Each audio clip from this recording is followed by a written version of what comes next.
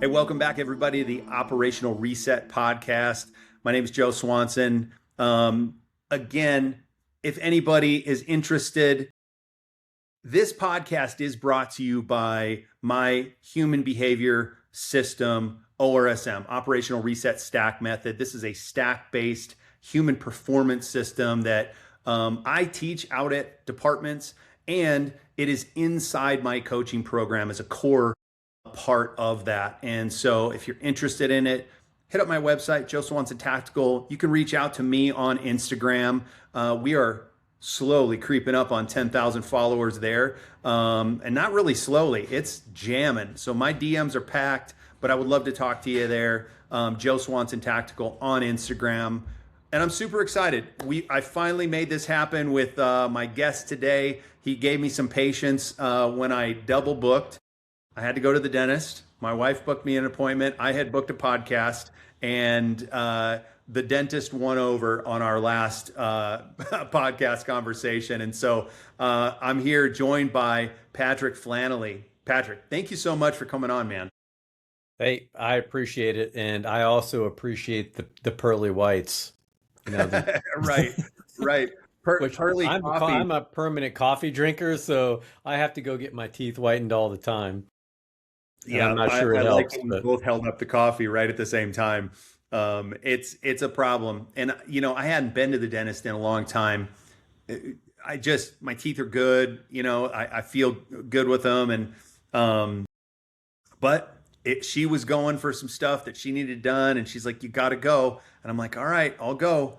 When is the appointment?" And so we went. We had a good time, and it was interesting though. They had a Keurig machine in the coffee or in the dentist place, so they're giving out coffee in the dentist's office. So after my consultation, I got to go and have a cup of coffee. yeah, they're doing before and after pictures, aren't they? You roll in, they take a before picture, and then they whiten your teeth, and they do it after. Oh, that's good. I Yeah, like it. yeah, exactly. So man, yeah, again, I appreciated the patience and your flexibility in rebooking with me, man, because I really wanted to, have you on. Andy connected us, and great guy out of Vegas, and thought it would be useful for us to talk. I listened to the podcast episode with he and you, and I think these conversations are incredibly important, not just to the first responder community and not just for wellness and resilience and tactics and leadership and all these things that we tend to cover on these conversations. But I just think for entertainment and for getting to know people that have done this job. And we're just regular folks, right? That we just happen to have worn a badge. And I think it's fun to get to know people on a different level, and we have some very, some things in common. I've been, in the past an avid CrossFitter, and you actually have an affiliate, a CrossFit affiliate. How did you get dialed into that world? That is a very niche world. Back when I first started it, it was still like the CrossFit games were still happening on the ranch, and it was early on. There was some Rich Froning was making his first big push, and some of those other classic legends were a part of this community. How did you get involved in that? Yeah, it's a funny story. I had an officer on my shift. Our agency is 150 sworn, mid-size. So SWAT is a collateral duty. So I was our SWAT team leader, and we do biannual physical fitness assessments, and we used a couple of different fitness tests. And so we would do one at the 6-month mark, and then 6 months later, we did a different one one was based on operational tactics and their fitness test, and the other one was kind of a version. It was like a hybrid of the Army fitness test in their top tier standards.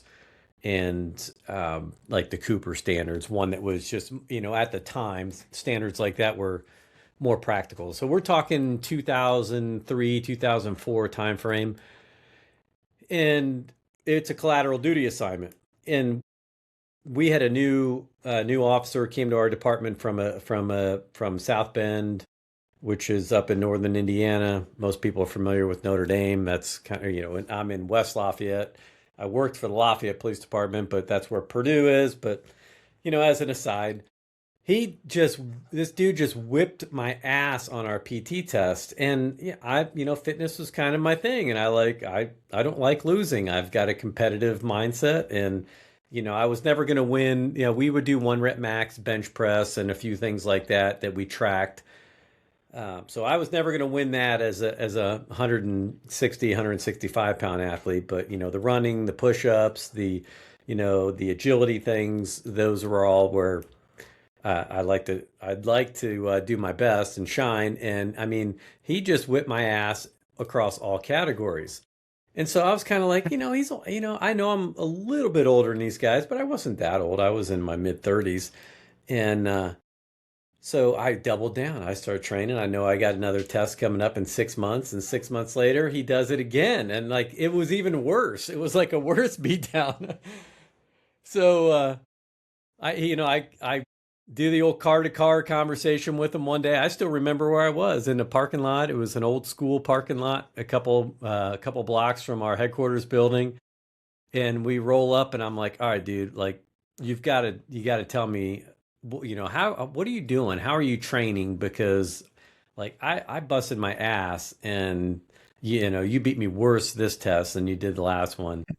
And I won't say his name. Everyone who knows me knows who I'm talking about. But he's this kind of laid back dude, and he's a former Marine, and he's like, man, he's like, I've been doing this thing that my wife's brother got me into. He was from North Carolina.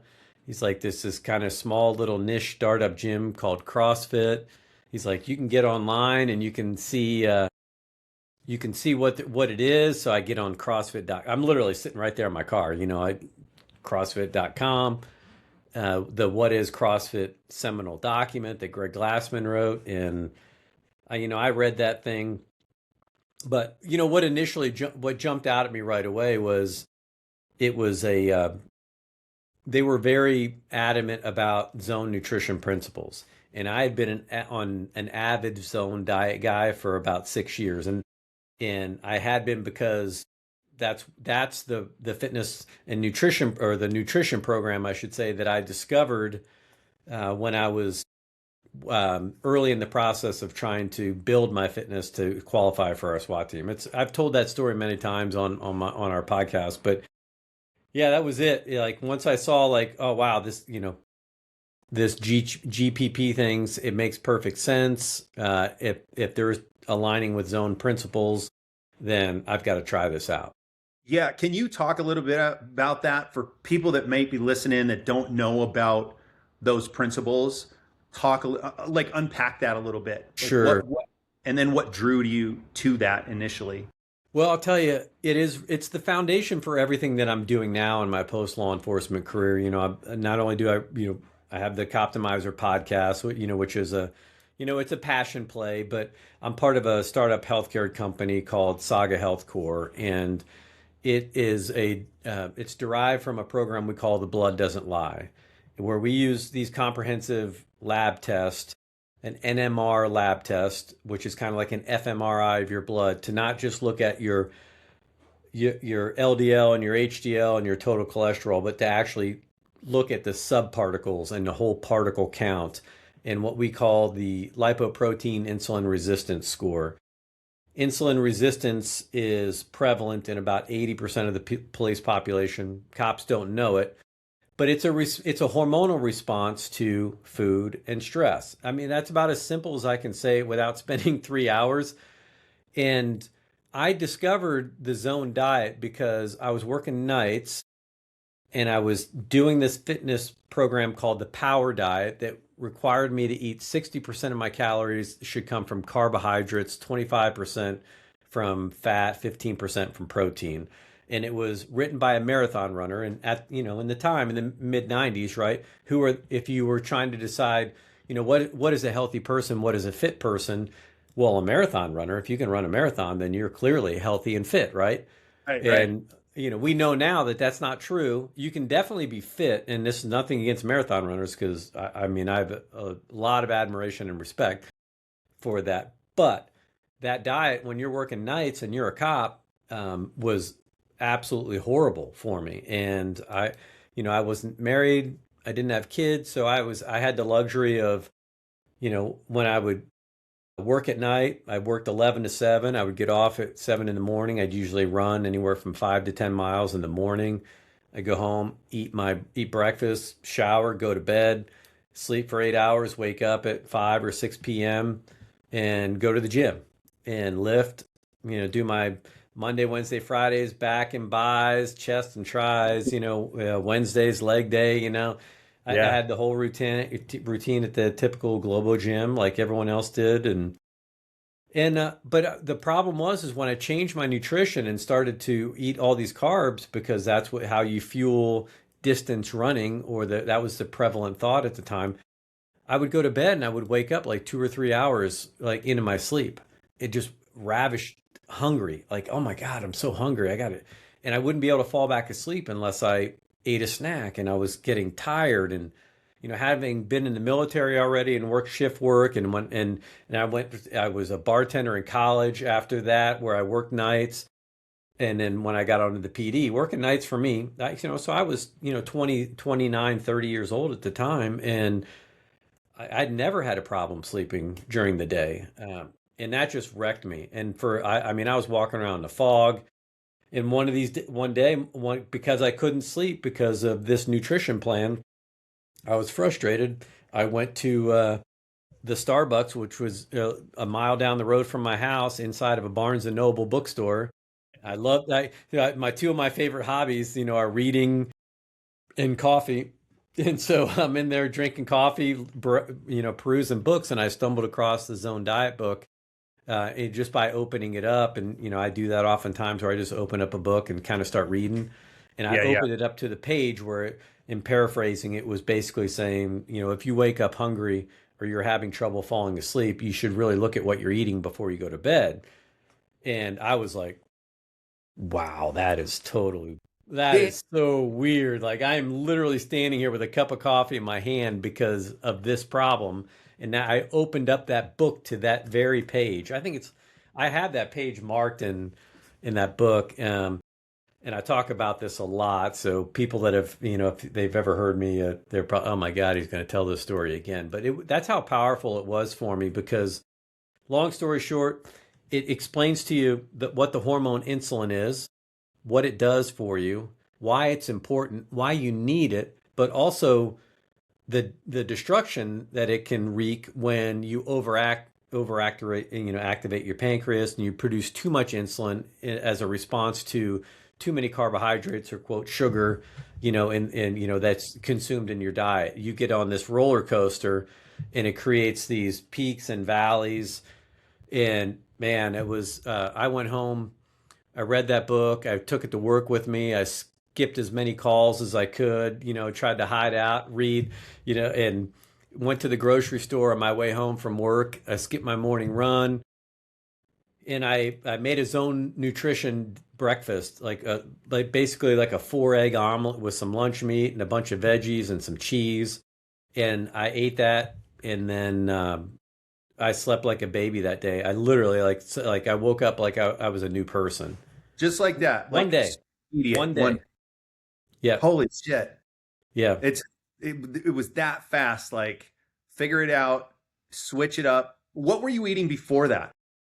You know, here's when I read that book, here was the like an ideal breakfast. And I thought, I was like, man, this is quote the breakfast of champions. I would eat a bowl of Wheaties with a sliced banana on it, some skim milk, and then because granola is just super healthy, right? You sprinkle in a little bit of granola, and boom, you've got this beautiful meal that's that hit those macros that I'm talking about. And it, I'm not gonna lie, it tastes great. Like I could do that. I could eat that every day. But as far as my body was concerned, I might as well have just been mainlining sugar, right? Right. And so I'm getting this huge insulin spike. And while I'm tired because I've just worked a night shift, I've just done a workout, I'm even, even with a long run, even refilling those glycogen stores from all those carbs I'm bringing in, still so much excess glycogen in my bloodstream. As soon as you fall asleep, the lesson that you learn, from understanding the hormonal response to food is, well, every all that excess carbohydrate that got converted to glucagon is your pancreas is producing insulin to grab that and either convert it to energy. Anything that's left over or that's excess gets pushed into the cells and stored as fat. And so yeah, so it's the whole idea, the whole concept of eating fat makes you fat, which is another evolution. We can get to that story later, but it in the 90s, that's what we all thought. We'd all been fed this line that fat was bad for you. Fat causes cardiovascular disease. It causes heart attacks. Well, no, it turns out not so much. It's a lot more complicated than that.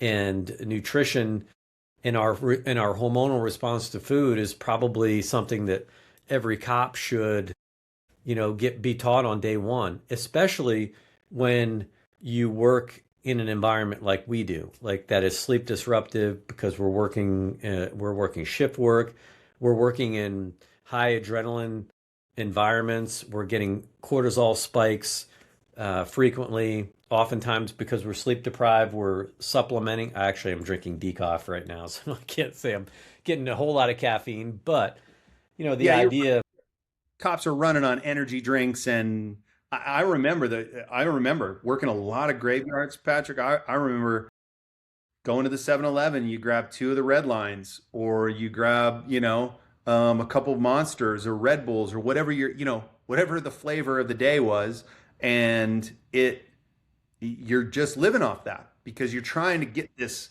energy back and you're trying to supplement into that as opposed to what you're talking about is snagging the root and getting to the root of what is causing the energy consumption and the problems with that lack of energy. And so I think so useful for people to hear that. I just had this question today in my DMs. It's like, this dispatcher that's working graveyard 12-hour shifts.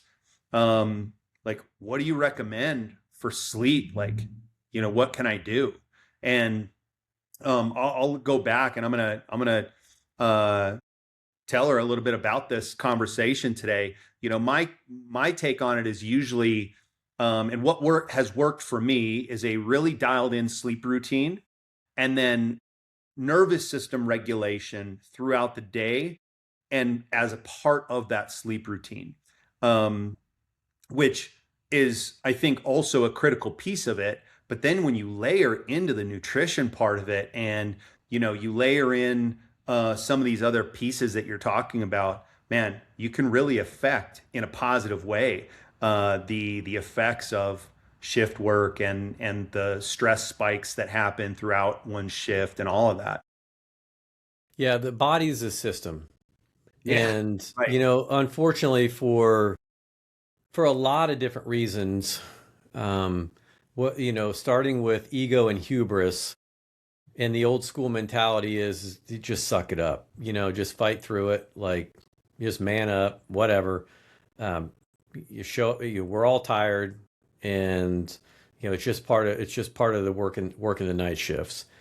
Yeah. And when you're young, you can absorb some of that, yeah, but that accumulates over time, and the longer you do it, the more dysregulated you become. And one of the reasons why we focus so much, and I've done a million things, tried a lot of different programs. When I eventually did become a chief, that was kind of one of my end goals was like, hey, if I ever get in that chair, here are some of the changes that I'm going to make.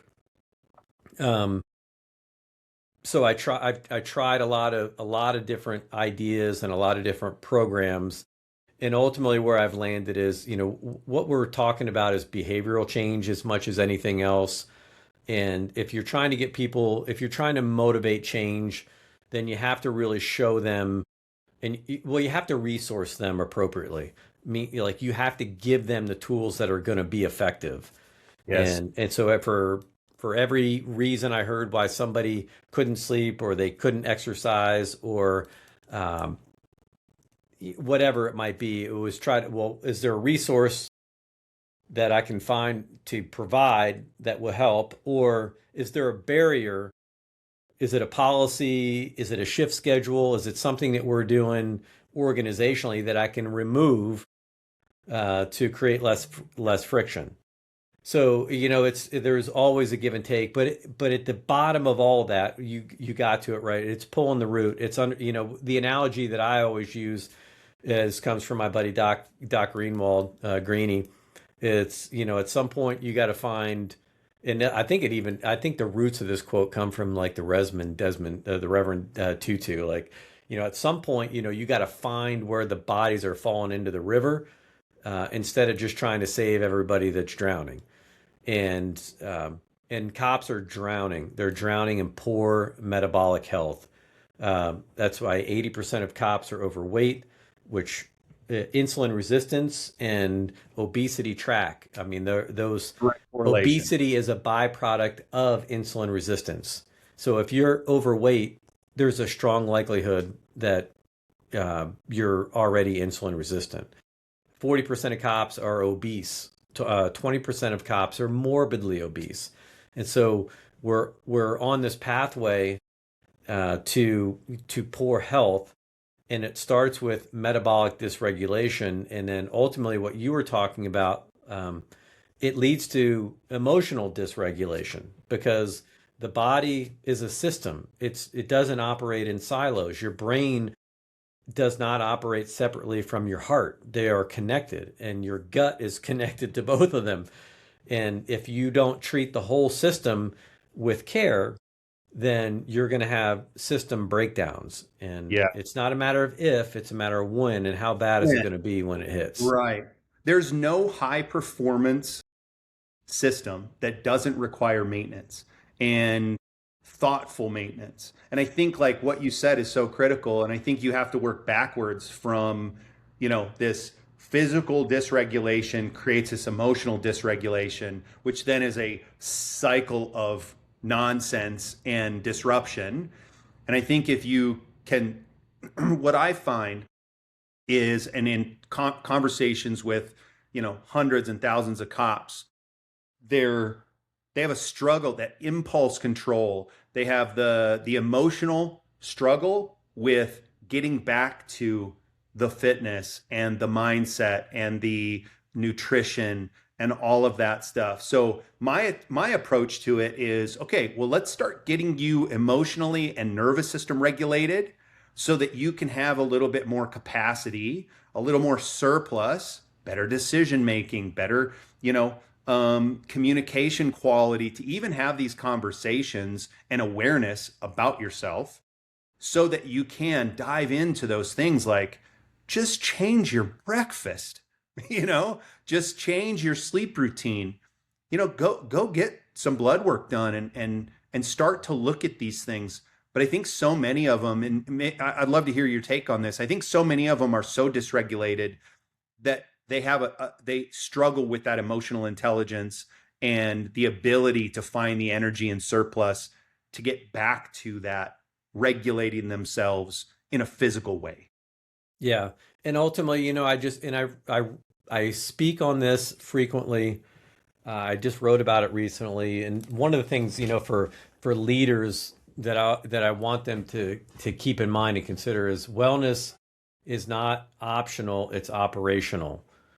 Ooh, And but you spend so much money on recruiting. Like number one, you got to find recruits, you got to train them, you got to equip them. It takes anywhere from a year just to get somebody trained up to a basic level. Like we're talking basic level of competency, minimum level, not experienced officer.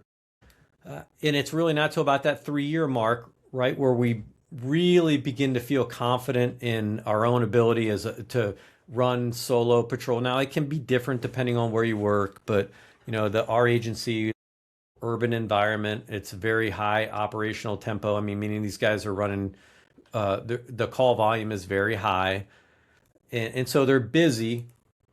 And the the idea that from a budget perspective, you're going to spend anywhere from 250 to $400,000. And it could be a little bit more in some states, but that's really what you're spending on that officer in that first 3 years. And if you lose them, if they leave, that's a line item that never gets recouped. That cash is gone. It's out the door. You're starting over from zero. And so then the question becomes, well, why are we losing people in those first few years? Uh, it could be poor leadership. It could be an issue with your FTO program, but it can also be that policing is very difficult. It's very hard on your nervous system, on your body. And if you're not prepared for that, if you haven't been accustomed to that, then that can be a complete shock. And what really is just a lack of adjustment, a lack of education on how to manage these changes, it appears in as anxiety, as depression, as burnout, as fear. Like I can't do this job. So it's worth it to make these investments up front to amplify the return on all these other things. Because the most important piece of equipment that we bring to work with us every single night is the 6 inches between our ears, right? It's the human brain. That's the operating system that's making everything else go. The decisions that we're making with the gun that we've trained with, the defensive tactics that we've trained with, the driving in the evac course, all of those things, those are the fun things about work. That's what attracts a lot of people to this job and to this profession. And everybody wants to spend some time focusing on that stuff because it's fun. But then when I start asking them about, well, hey, you've gained 15 pounds since you got out of the academy. Why is that?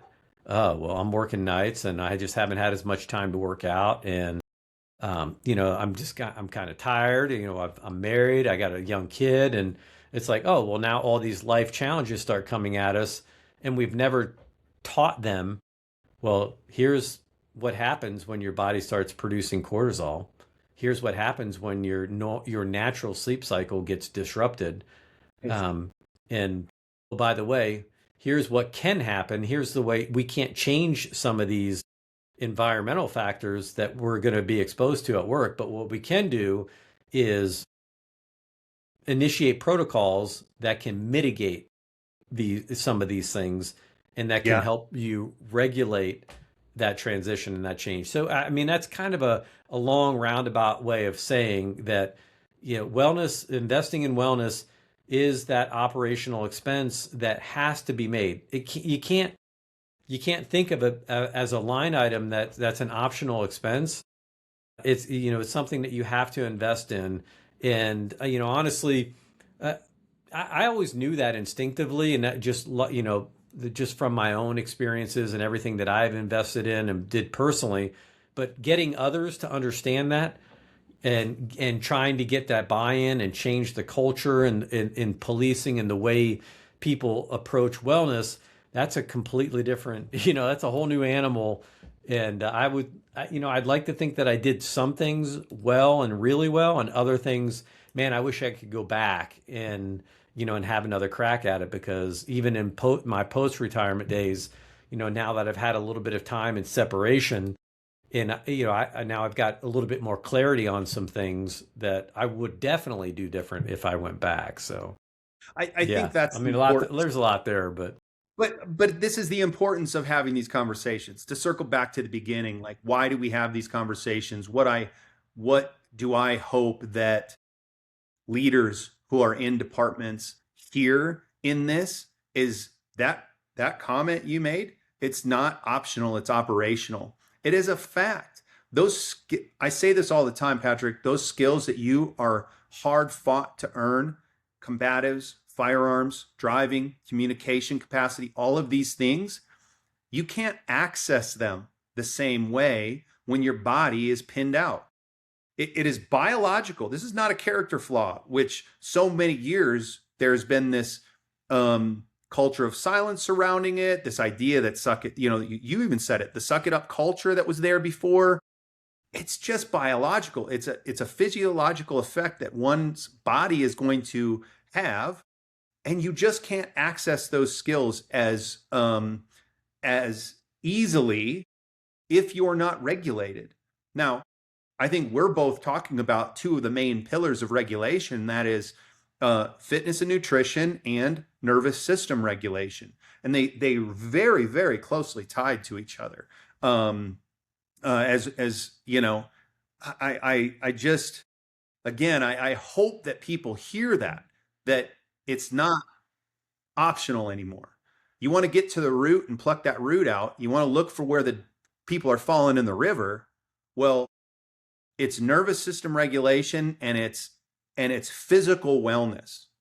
And I think if they lean into that stuff and really get tactical, practical tools in the hands of all first responders, not just throwing together a dark room that they can go in and reset for a few minutes with with a book on on wellness next Yeah. to the cool green light, you're gonna see the return on that investment. And man, I so appreciate your take on this, man. And Well, from go ahead. no, I was just going to add that, oftentimes, I don't know if you're familiar with the concept of the fundamental attribution error.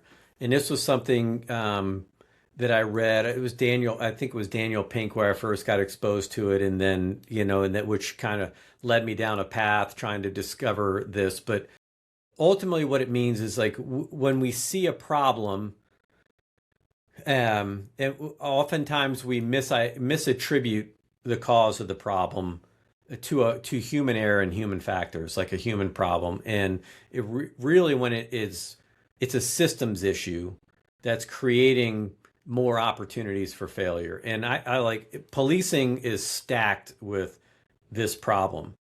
When you look at any of these use of force cases that hit the evening news, or that are going viral, you can go back to George Floyd, some of these other cases. That one's really not even a good example, but like when you see police officers, when they're firing 8 times and instead of just once, or they punch 10 times instead of once. And then we look at them and we evaluate them from this perspective of hindsight 2020, from the comfort of our living rooms and our chairs, and we think, oh man, what's going on there? Well, that guy is clearly, look at that, those punches, those 5, 6 extra punches when that person was already, in custody or whatever.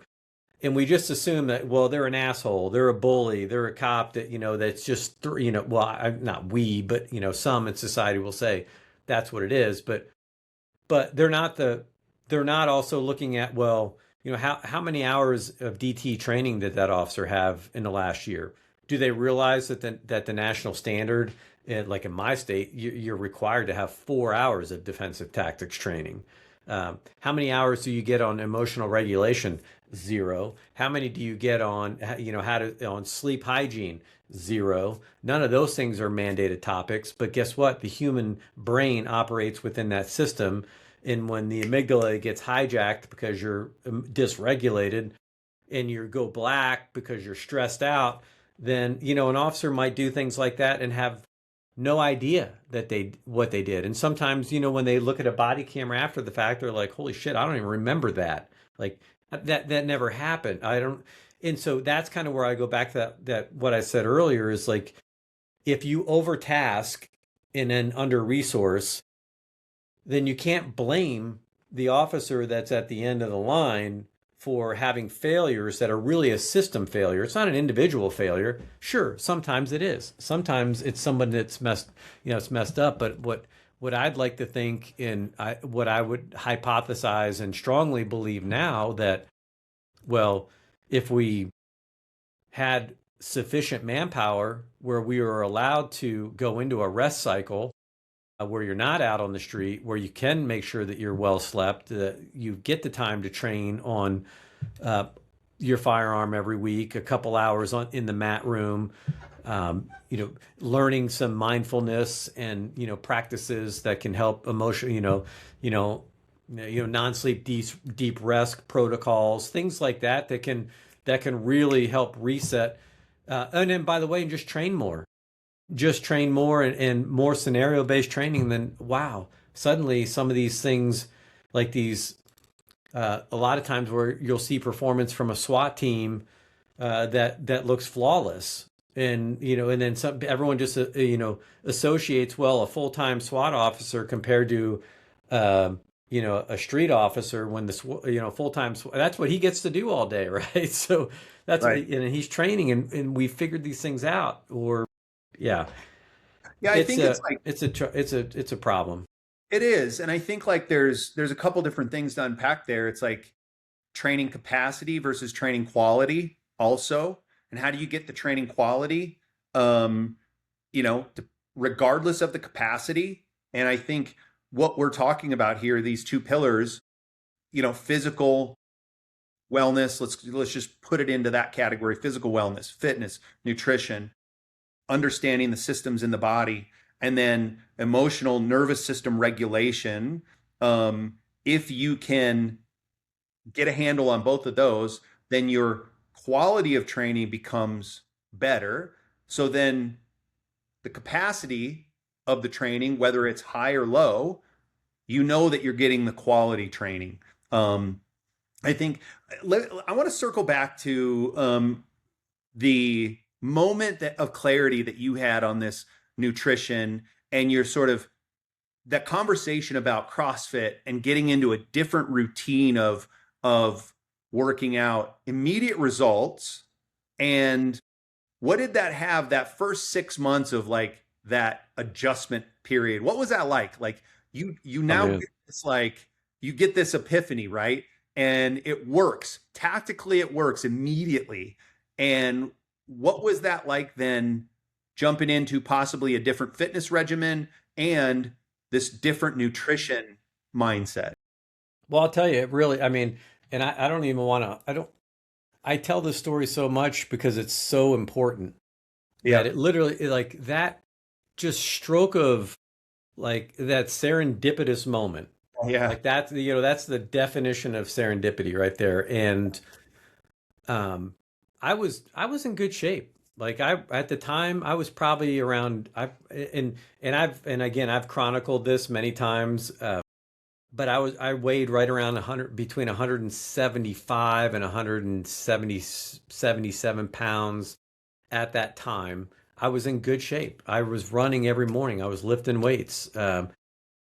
But in when I'm but that change in that sleep, and that one day, like, I was like, wow, man, I haven't felt this good in a long time.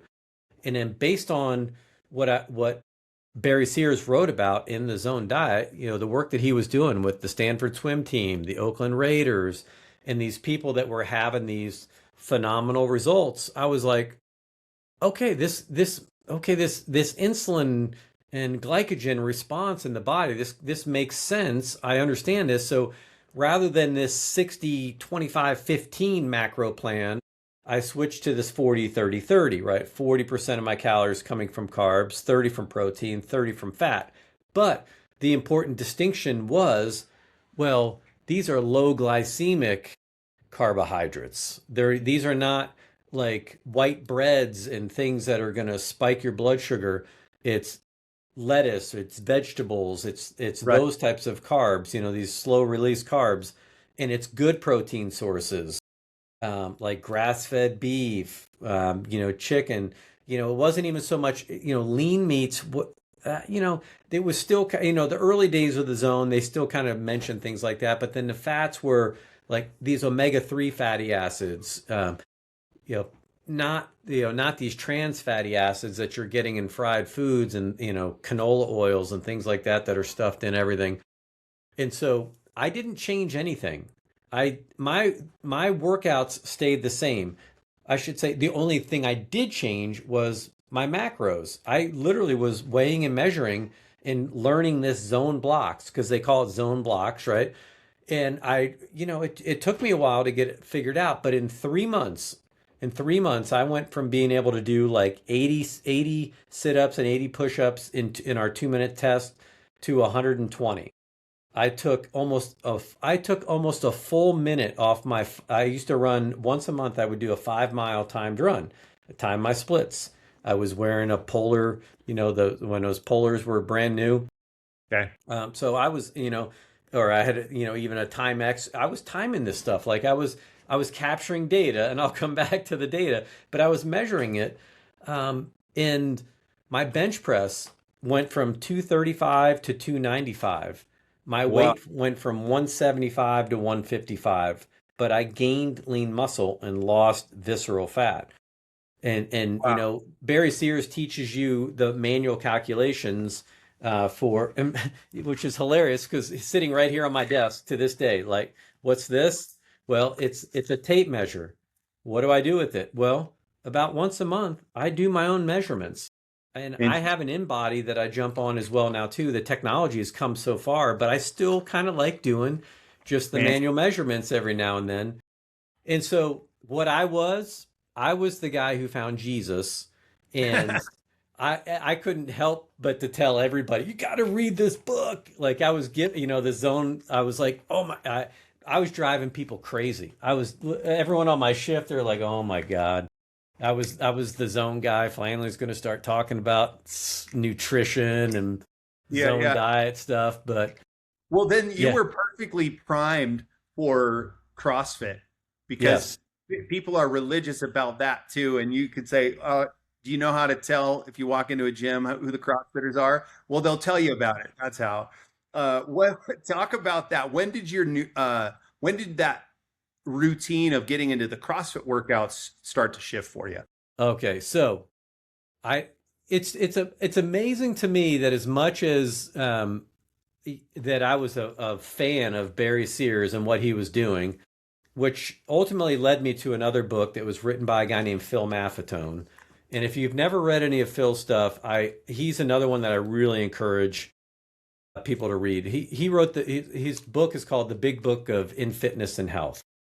And the early version, now this is the guy that trained Mark Allen, 7-time Ironman champion, Mike Pigg, like Uh, so world-class athletes.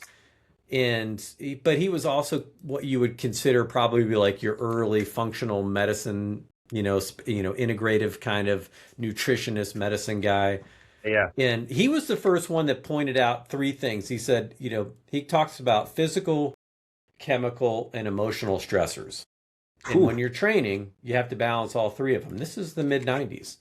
And he also talked about this thing called the adrenal glands, which we all know about the adrenal glands, but when you're a cop, and I remember because he wrote, he's like, you never really, he's like, the average person might have like a few of these adrenal responses, a year. Right. And so what happens? Well, when your adrenaline dumps, it immediately creates a cortisol spike. Why? Well, because your body needs glucose for energy. Your brain loves glucose. So it creates this cascading hormonal chain reaction, and which which is good, right? Cortisol is not bad. Cortisol is, people always think, well, high cortisol is bad, stress is bad. No, stress, there's a lot of good things about stress. For cops, stress is the thing that keeps you alive. It keeps you alert. There's some great conversations happening right now. One of which is Dr. Rhonda Patrick and Oh Hoover yeah, yeah. about like hermetic stress. Like this is good stress. So don't stop working out. I always tell people, I was like, hey, what are you doing? I get this all the time. Hey, what are you doing to, maintain your resilience, to fight the burnout? Like, oh, I work out 3 days a week. I'm good. Well, hold on. Let's just back up here for a second. I'm not saying don't work out, but I'm saying understanding that working out is also a stress. It adds to the load on the body and the mind. So if we can be smart about it, we're going to reset, we're going to prime ourselves for the workout. We're going to reset from the workout so that it doesn't just add to that physiological load that you're carrying, so that you can cycle between high performance and reset, high performance and reset throughout the day. And so I love it, man. I've been an avid, again, I've CrossFitted in my life, like had memberships to those gyms, and done more of the just standard bodybuilder type routines that you were talking about earlier. Um, Only time I've gotten into running and I really liked it was in the academy. I'm trying to push that mentality a little bit right now. I'm getting back into running and trying to do hard Well, good for things. you. Yeah. Yeah, All right. I mean, Michael Easter stuff. I Yeah. got a ACL, but I'm getting that looked at. I'm going to get that fixed, and I want to just get on this path. But I think the most important thing is what I'm saying is understand, and I think what you preach also is understand what working out is. Yes. Understand stress as not the boogeyman in the corner. It's both good and bad, useful and not useful. Let's understand the difference and just regulate around it, manage it. Yeah. So if you think about like what Phil Maffetone was saying, it was the first time that was like 2 or 3 times a year. I'm like, shit, I have that happen 2 or 3 times a night. So what's going to happen if over the course of a year, what's that doing to my hormones, which made perfect sense to what Barry Sears was talking about. So now I've read, so now I'm starting to layer on some of these things. Like, okay, I have to I have to understand nutrition and the hormonal response to food. And now I also have to understand like these different stressors and how they are impacting my hormones and my response, and understanding that, well, I can't avoid them. So what do I do to try to mitigate that and quote optimize, that's what it's called, optimizing now. But how do I just make sure that I'm not one of these people? That also led me to the work of Dr. Violanti, which I just taught a class a couple weeks ago, and about 50 law enforcement leaders in the room, and I asked them, I said, hey, raise your hand if you've read the B Cop study. No hands went up. And I was like, okay, raise your hand if you know what I mean when I'm saying the B Cop study. And you know how that is. Like no leader is going to be like, oh yeah, and raise their hand and get called on. So, Right. uh, you know, Same amount of but hands went they're zero. not familiar with Dr. John Violanti and his work, and he wrote the book Dying for the Job. And I would say, and he was the one that started making these connections like, well, this is leading to cardiovascular disease. And then Kevin Gilmartin, was the first one to really talk about hypervigilance. And that hypervigilance is essentially what Phil Maffetone was describing, just in a little bit different way. But he just did it so brilliantly in a way that cops can understand, because he also, Dr. Violanti and Dr. Gilmartin were both cops. They get it, right? And they were both kind of on this path of, trying to understand like what's going on here. And so it was kind of cool. That's another aside later. I Yeah. got to present this program with Dr. Gilmartin because he's friends with Dr. Greenwald, and so I got to meet him. But ultimately, when going back to the CrossFit stuff, so now I understand the nutritional side of things. I understand the emotional side of things, or at least I'm aware of it. If I don't, that which has made me aware of Dr. Violanti's work, and now I'm thinking, man, these mortality rates. We knew back in the '90s that cops were dying anywhere from 17 to 24 years below. The mortality rates were so much higher. Cardiovascular disease is killing us, and that I was like, wow, we why doesn't anybody know this stuff, and why aren't we talking about this? Why aren't we training these things? Like, and so I was on my own for the most part, and I Yeah. always kind of did my best to try to educate people and bring people along with me as I went, and it made impacts where I could. But it was like guys like, yeah, I'll just say Jason, introduced me to CrossFit, but when CrossFit was just in its infancy. I feel very lucky. I'm very fortunate. And when I read that What is CrossFit document, and if you've never read that document, I just jump on, do a quick search. What is CrossFit? Greg Glassman, there's a PDF. It's over 20 years old now. And if you read that, you'll be like, wow. He talks about this wellness continuum, right? From sickness to wellness, and where does optimal performance, live on that continuum? So for me, I was reading that and I was like, oh my God, this makes such sense. I'm like, why didn't I put these pieces of the puzzle together? Why Right. am I doing chest and tris one day and back and bis the next day, and waking up and running in the evening? And so, like a lot of people, the very first CrossFit workout I did was Fran, and it was it's like, hey, and back then it was so hard to find, it wasn't like you could just jump on, hit YouTube and hit Fran and have a million videos pop up. You kind of you had to dig a little bit back in those I days. had to know where to get the wad, man. Yeah, yeah, you had to know, what is a wad, but Right. uh, I went over to my sister-in-law had a little gym in her place. She lived right around the corner from me, so I got, it was one of those old little metal bars that had the screw-on weights with the small diameter ring, Yep. 25-pound steel plate, one of those freestanding pull-up and dip machines.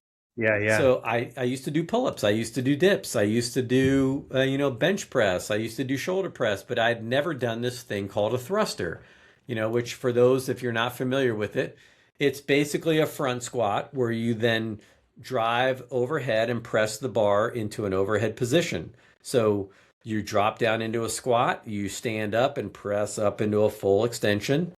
And so the workout is 21, a rep scheme of 21, 15, 9. You do 21 of those thrusters and then 21 pull-ups. 15 thrusters, 15 pull-ups, 9 thrusters, 9 pull-ups. And it's like, okay, that that's doable. I can do that. Like I can back squat 300 pounds. I can, shoulder press, I think at the time like 155 pounds. Yeah, I yeah. was, I could do pull-ups. I could do sets of 10 pull-ups. I didn't know what a kipping pull-up was, but I could do pull-ups. And so I was like, okay, I was looking at like the times, and now people are timing these things. And so I see these times that are like 2.5 minutes and 3 minutes. And then, but people are also saying like, hey, your first few times, you're probably not going to be in that time frame. And I was like, so when I set the weights up and I do a couple reps, I was like, ah, shit, I'll do this in like 2 or 3 minutes. This isn't going to be a big deal. And I, Quickly changed. yeah, and I I turn on a timer, and uh, I start doing these thrusters, and the first five, I'm like, piece of cake. I get to like thruster 8, piece of cake. I get to like thruster 12, and then it was like someone just like, it was like all the oxygen got sucked out of the room. Like I've never felt anything like that. I was like, so I was like, ooh. I set the bar down, and I was like, all right, let me catch my breath here real quick. And I'm thinking, I'm watching the clock, and the clock's ticking away. And I was like, oh, I got to go. And so then I pick it back up and I do like five more, and then I set it back down. And now I was like, man, my arms feel really heavy and I can't breathe. And I haven't even done a pull up yet. And so, long story short, um, I was, by the time I got through that first set of 21 pull ups, I was already at the 6 minute mark, and I was devastated. I was like, Right. and then in my mind, I've doubted everything about life. I'm like, I don't think I'm going to be able to finish this workout. Like, and I felt sick to my stomach. I was nauseous, and I made it through. I want to say it was like 11 and a half minutes when I finally got done. And then it was like, so kind of like in the same way I had this epiphany when I had that great night of sleep after that nutrition plan.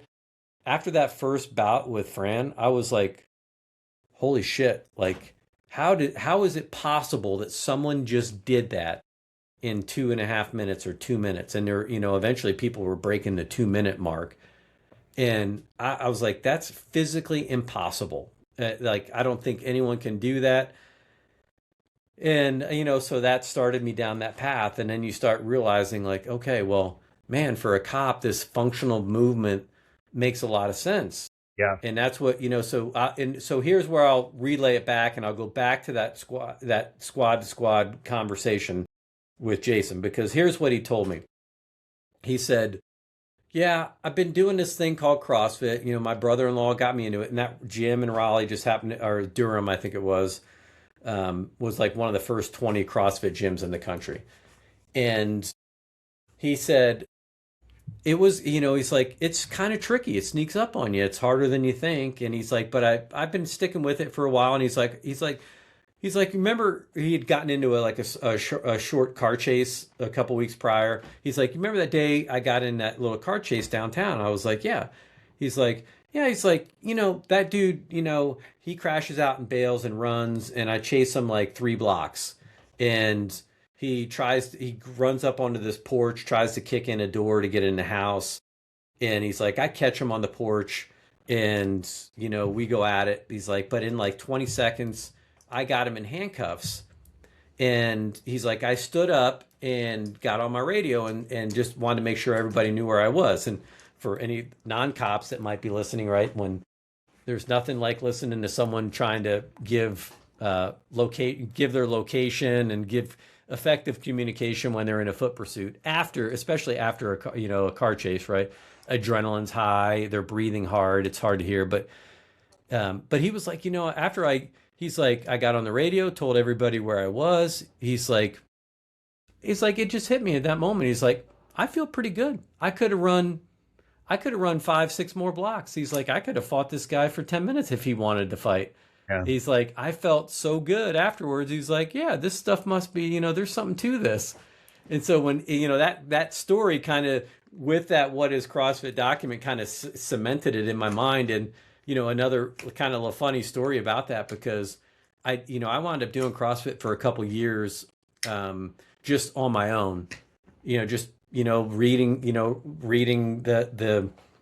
CrossFit blogs and the WODs, and Yep. and finally in 2008 I went over to Rogue Fitness and got my level 1 cert. And in between day 1 and day 2, I was at breakfast one morning, and Tony Budding and Todd Widman and a couple other folks that were in our class, we all happened to be staying in the same hotel, and we just happened to be sitting down, doing the breakfast. A couple, it's not just a short drive away from Rogue. And so I was sitting by myself, and they were like, hey, jump over here. And those were two of the original trainers from CrossFit. Mm-hmm. And so they asked, like, hey, tell us why you're here. What are you doing? Like, what got you into CrossFit? They were genuinely curious. And so I told them that story, and they were like, oh, that's freaking awesome. It really resonated with them. And they were like, yeah, that's why cops, when they start doing this, they're like, yeah, this makes a lot of sense. Yeah, I love it, man. It's great. Now, did you ever whip Jason 6 months later on your Nope. spot? That dude, I tell you what, he's a freaking machine. Yeah, And you had some time on you, huh? yeah, you know what? But he was, guys like that are, those are the people that you just want to surround yourself with. He was a great SWAT guy, and I got our whole SWAT team doing CrossFit. And, I should say Jason did via, because he's the one that got me doing it. So I learned a lot of valuable lessons about what to do and what not to do as well. Since we're recording this on Memorial, the day after Memorial Day. A lot of people that are familiar with CrossFit most likely have done the Murph workout, or they're familiar with Murph. But back when it was body armor, I had my whole SWAT team do it. I think that was like 2006 or 7. We did it as our end of year workout. It's kind of like a team building exercise, and we did it in full kit, and we didn't partition it.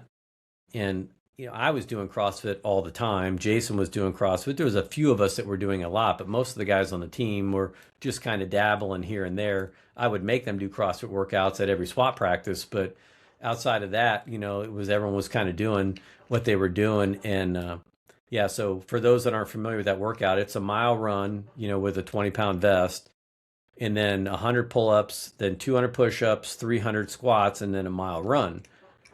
And um, this idea of doing 10 pull-up or 5 pull-ups, 10 push-ups, 15 squats 20 times, like what they would call a Cindy version of that workout, wasn't a thing for us. I didn't know about it. And so it was just kind of like, hey, we're going to do it just like it's prescribed, just like, Yeah.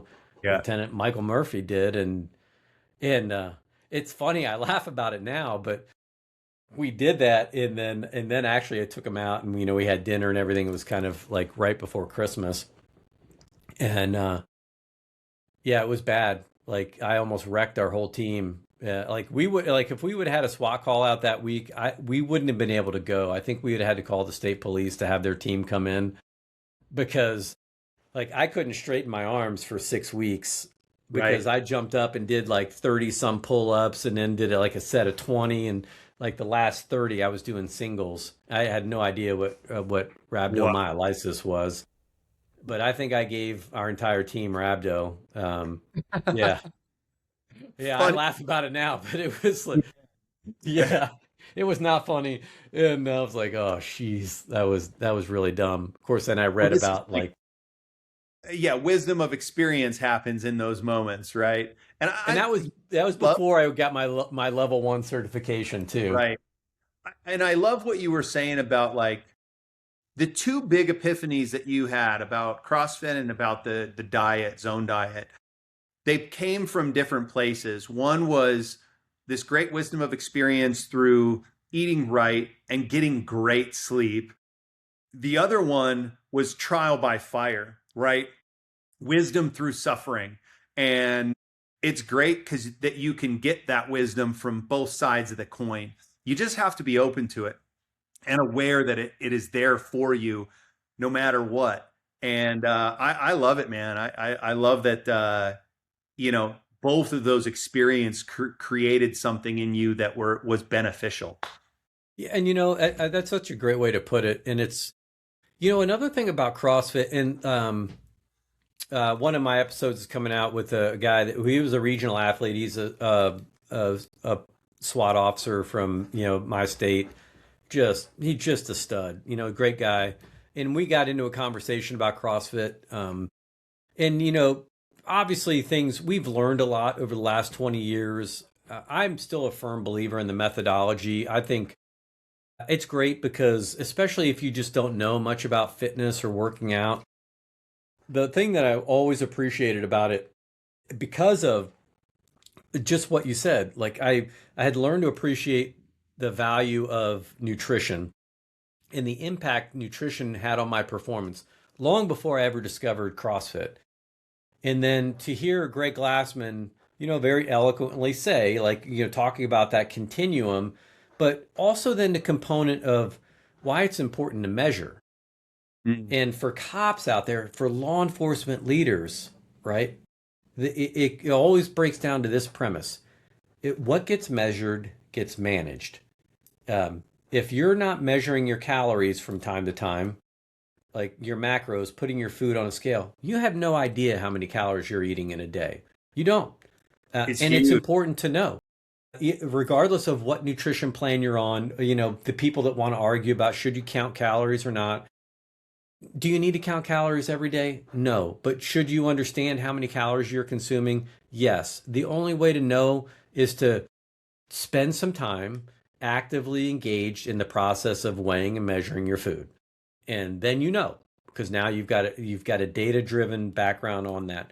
And Glassman was really the first one that, you know, broad time and modal domains, right? That's, work capacity over broad time and modal domains. Meaning, well, how do you know if your workout's working? How do you know if it's improving your fitness or if it's improving your performance? Well, you got to measure it. Like if you're going to do bench press, sure, that's kind of linear and it's easy to know. Like the more I do bench press over time, like last year I could do 235 pounds. This year I can do 255 pounds, whatever that might be. Or if you're running, your runners have always measured, always tracked their time. But for some reason, nobody really ever thought to kind of, well, if we combine these things and then we have these benchmark workouts, then we can come back to them from time to time and measure, are we improving, or, what are our strengths? What are our weaknesses? What should we work on? And, from a law enforcement perspective, I credit a lot of that into really also changing the way I thought about our the way that we attacked problems in our community, like precision policing, data driven policing. Um, you know, what ComStat. That is maybe a more common term for it, um, because it's the same thing. We're just measuring.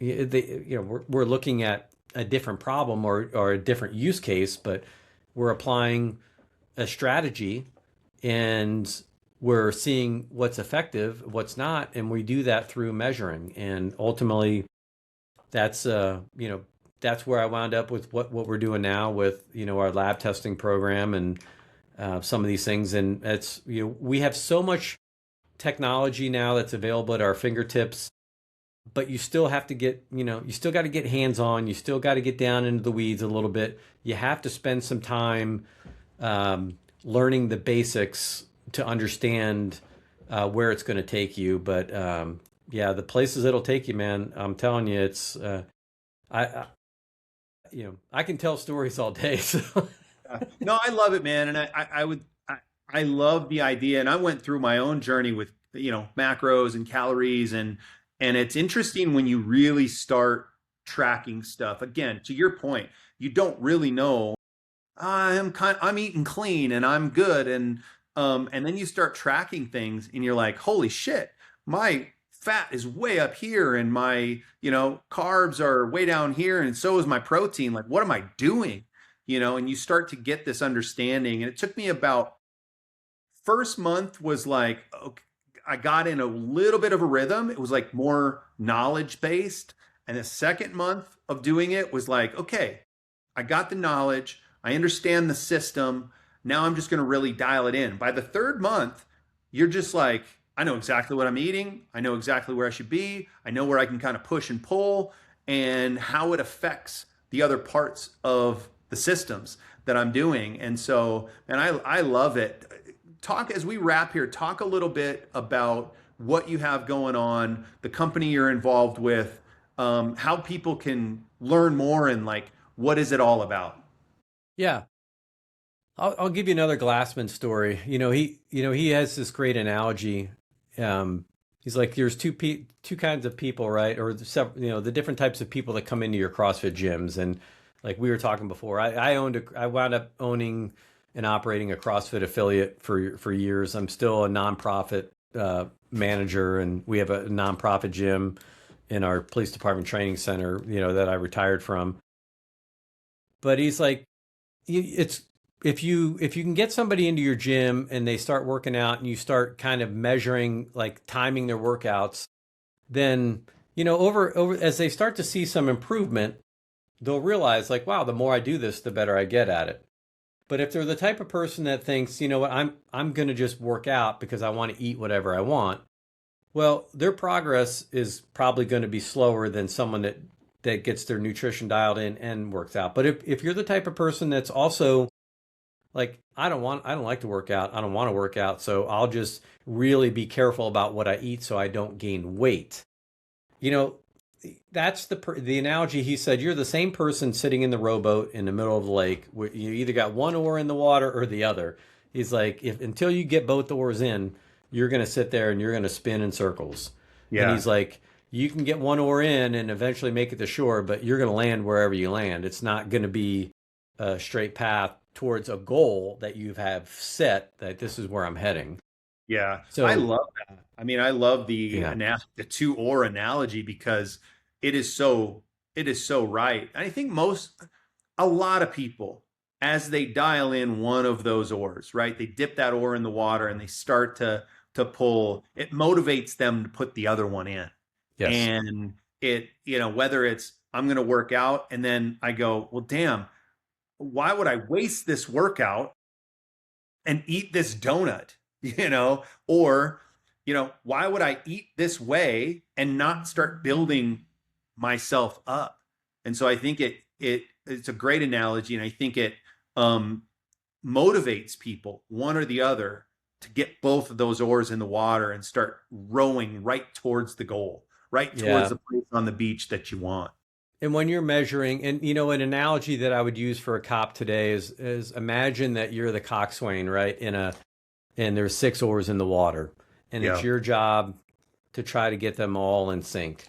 When you start thinking about nutrition, your exercise, your sleep, um, your mental well-being, a few other things, right, that we can throw in there. But ultimately, those are the things that you really have to dial in, because if one oar is if you're asynchronous there, you're out of you're not going to be flowing through the water like you could, and you're creating unnecessary friction.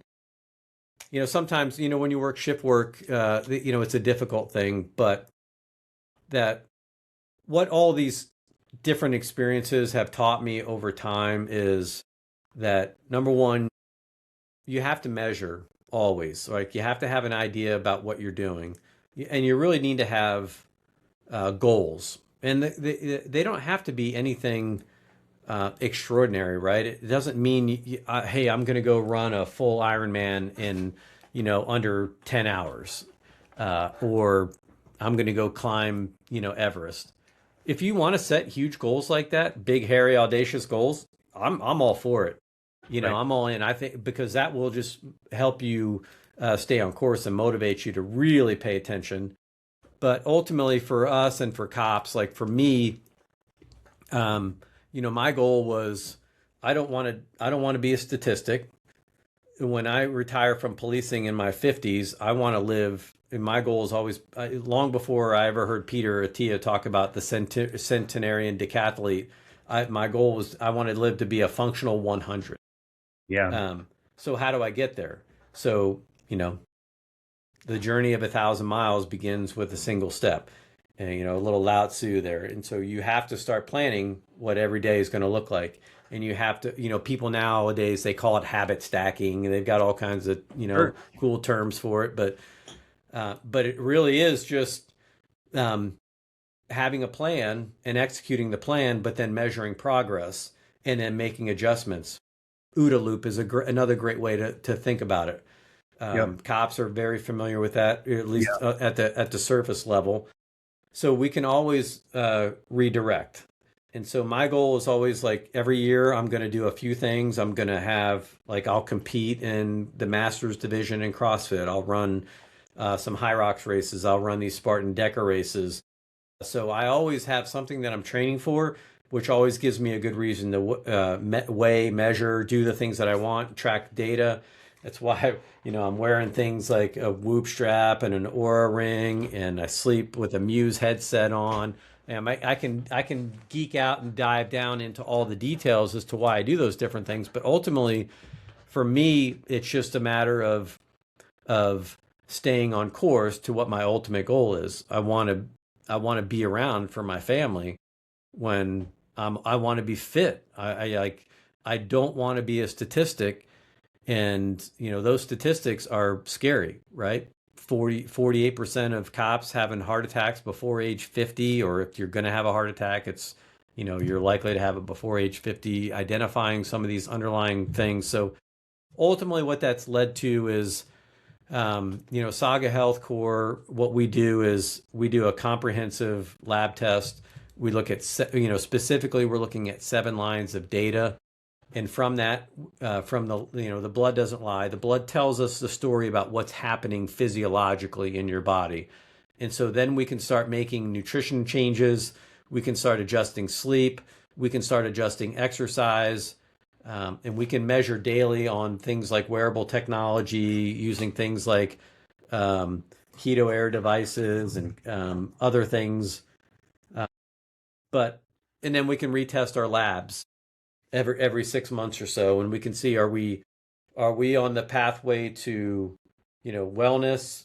Which way are we moving? Are we on the pathway to disease? And the thing that we all have to keep in mind is that this stuff is highly individualistic. meaning that there's a lot of genetic variance between one person to another. What works for one person may not work for another. Those are things that I've learned as I've gone. Like I was very dogmatic in my early days. You should all do zone. You should do it this way. You should do CrossFit. Blah blah blah. Yeah, yeah. But in time, I've kind of softened some of those positions and realized like, everybody's on their own path and everyone's carrying their own stuff, and so you gotta meet them where they are, help them develop a strategy that's going to take them in the right direction. But at the end of the day, it's when you peek under the hood and you look at the labs, you can't run from that. There's no excuses you can make. You can't say I'm going to start a program because I know I've gained a little bit of weight. I know my mile times have sloughed off. I know um, I'm not sleeping as well right now. Those labs really kind of tell you we can put you on a 10-year trajectory about where you're heading, and so that's what we do. Yeah, incredibly important, man. And I think like if you hang around me enough, you're going to hear me say this: when the why is big enough, the how is easy. The great Jim Rohn Yeah, said that, yeah, and it's so true. And I love that. It's one of my favorite quotes, and it's why in my coaching program, in my workshops, we start with a baseline intent reflection. Like, why are we intending to do this? Take these steps towards building resilience and dialing in wellness. And why would I go get my labs done? Why would I switch out my diet? All of these things. And I think when you dial it in, it falls back to that why. And I want to be healthy and I want to be well for my family. Oftentimes is a big piece of it. I want to be able to do the things that make me happy. It's a huge part of what I teach and how I coach people. And so I so appreciate that mentality. I love what you're doing, and I really likewise, yeah. thank you. I appreciate you coming on and sharing the knowledge and telling some fun story and just giving the people a little bit of excitement. I think again these conversations are important not only for entertainment but inspiration, and you've definitely done that today, man. Appreciate you, Patrick. I'll end with one last story. I'm Okay. in the I'm in the field training officer program, and I got this temporary FTO that was not a happy person, and he was the same age as me. He just started like our paths were just a little bit different. He's but he weighed about 40 more pounds than me, and he was a smoker. And we were on the midnight shift, and he had this gas station that he liked to stop in because the attendant there was a cool old dude, just a Vietnam vet, but he was also a smoker. So, this guy could go in there and, have a cigarette, drink a cup of coffee, and, commiserate about, how life sucks and how the world's going to hell in a handbasket. Right. And man, like, I was just like, I was chomping at the bit. I was a young, eager officer. I just wanted to go work. I wanted to go make arrests. I want to go chase bad guys. And he's dragging me into this gas station. I was just like finally I'm like, hey, man, we got to go. And long story short, we get into this little kind of verbal, I don't know if it would be an altercation, but I was you know, kind of a young smart ass guy. And he was like, oh, you just wait, Flannelly. One of these days, you're going to be just as fat and miserable and unhappy as the rest of us. Those are his words. Right. And I looked it right at him. I told him, I was like, no, man. I said, I will never be like you. I promise you that. I left. I walked outside and sat in the car. I'm like, shit, I'm not sitting in there and listening to that BS anymore. And it was kind of an awkward night for the rest of the night. But I've thought about that guy a lot because, he wound up being a department hopper, going to a couple different places. And I have no idea where he is today. Yeah. But for me, my goal was like, I always remember little things like that. And I was like, this job, if you are not careful, that can be you. And you Yeah. don't even realize it. Like it's this slow, insidious thing that can take you over.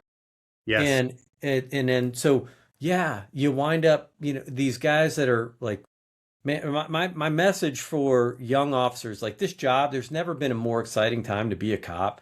There's never been a better time. The technology is so amazing. Sure, Yeah, there's extra accountability. The public, has its, you know, sure, there's always these 10 percenters out there that have, the squeaky wheel is always out there, but you can't control them.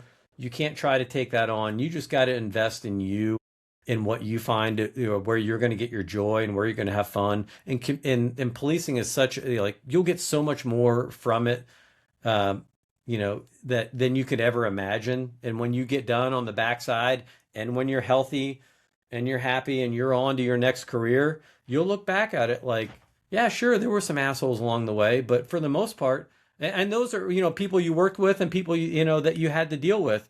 But there's also some great people that you work with and some great people that you got to meet. So it's a fun ride, but you want your health on the back end. You want to be able to go out and enjoy. Like, you want to go bankrupt those pension funds because you're living too long, right? That's the goal. Yeah, look, man, you're the combination of the five people you hang around with most. Choose them wisely. And if Amen. you want excitement, then hang around excited people. You want hard charging activity, hang around hard chargers, and I love it, man. Thank you again so much, Patrick, for coming on. Everybody, if you're interested in where can people find you, Patrick? And get I mean, LinkedIn is probably the easiest place to find me. I write on Substack. It's the Coptimizer Substack. The podcast is called the Coptimizer. It's on all the major things, Yeah. podcast Well, go stuff. give it a go give it a listen. Go follow Patrick. Tap in with him if you're interested in having some of this stuff done. And as always, you can find me on Instagram, Joe Swanson Tactical. I'm on LinkedIn as well. If you're interested in using ORSM as a tool around not only coaching, get in touch with me, but for your department, get in touch with me. We can have that conversation. And until next time, everybody, stay sharp. Thanks, Patrick. Thanks for having me. Really appreciate it.